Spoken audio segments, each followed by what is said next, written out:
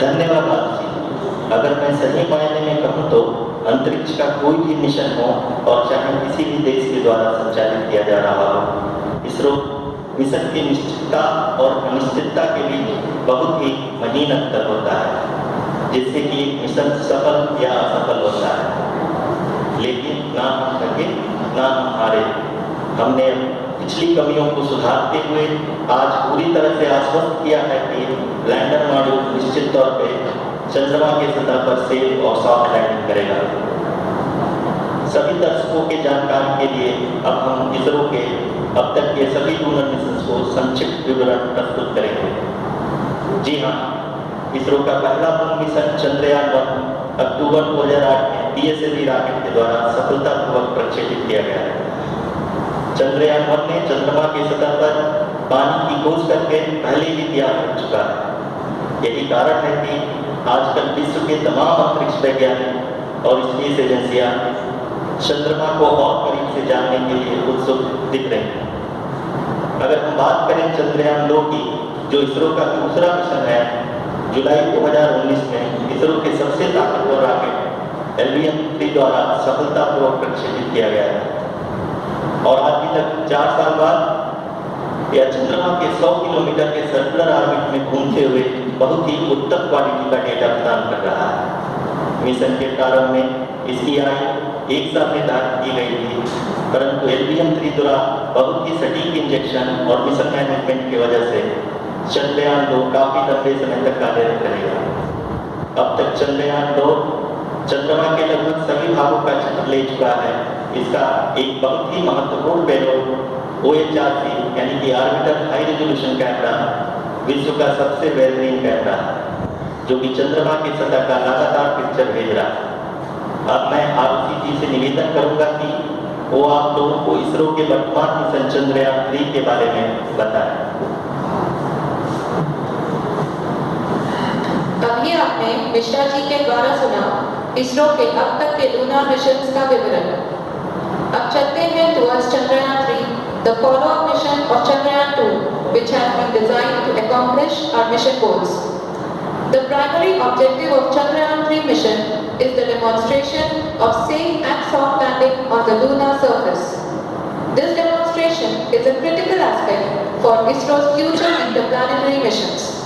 In addition to this, the mission objectives also include demonstration of roving capability and conduction of in situ scientific experiments on Moon's surface.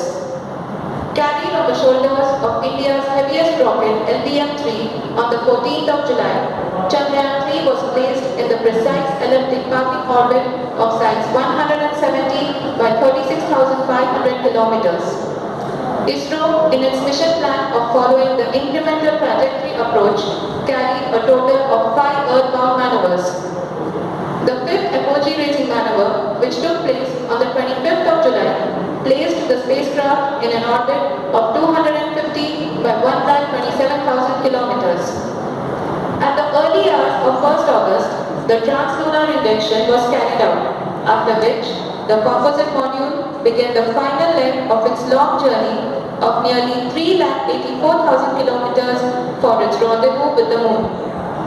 The TLI was a key step in the mission, enabling the spacecraft to escape Earth's gravitational pull and travel to the Moon.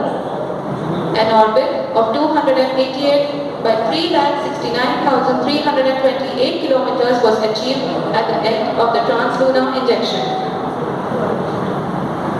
जी हाँ, translunar injection किसी भी interplanetary mission के लिए बहुत ही आवश्यक परंतु कठिन operation है।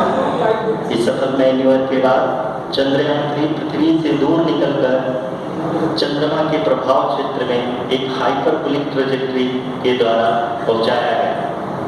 पुनः 5 अगस्त 2023 को लूनर ऑर्बिट इंसर्शन के द्वारा चंद्रयान-3 को 160 किलोमीटर के पेरिलून और 18,000 किलोमीटर के अपोलून के साथ चंद्रमा के इलिप्टिकल ऑर्बिट में स्थापित कर दिया गया। TLI के तरफ LOI एक बहुत जटिल ऑपरेशन होता है। इसमें हमें यह ध्यान देना आवश्यक होता है कि उपग्रह के वेग मान को एक निश्चित बिंदु से घटाया जा सके, अन्यथा उपग्रह चंद्रमा के प्रभाव क्षेत्र से बाहर निकल जाएगा।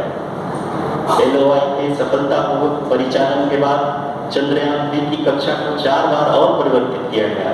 इस दौरान चंद्रमा की अधिकतम ऊंचाई को घटाकर 160 किलोमीटर कर दिया गया। इस पूरी प्रक्रिया में प्रपल्सन मॉड्यूल का लगभग 755 किलोग्राम ईंधन का उपयोग हुआ और चंद्रयान 3 के वेग मान को लगभग 850 मीटर प्रति सेकंड कम कर दिया गया। लैंडर मॉड्यूल को लगभग 150 किलोमीटर के सर्कुलर ऑर्बिट में स्थापित करने के बाद 17 अगस्त 2023 को प्रपल्सन मॉड्यूल से अलग कर दिया गया। पुनः लैंडर मॉड्यूल के ऑर्बिट को 2 व्यूइस्ट मैन्यूवर्स के द्वारा 150 किलोमीटर के सर्कुलर ऑर्बिट से घटाकर 25 गुणे 120 किलोमीटर के एलिप्टिकल ऑर्बिट में स्थापित कर दिया गया।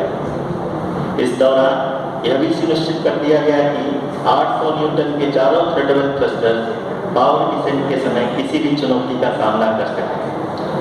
लैंडर मॉड्यूल इस ऑर्बिट में 4 दिन तक चंद्रमा की परिक्रमा करता रहा ताकि इसके सभी सब सिस्टम को पावर डिसेंट से पहले कार्यात्मक रूप से वेरीफाई और वैलिडेट किया जा सके। इस दौरान चंद्रयान 2 और लैंडर मॉड्यूल की आपस में बातचीत भी हो चुकी है और संक्षेप में अब तक की यात्रा की बात करें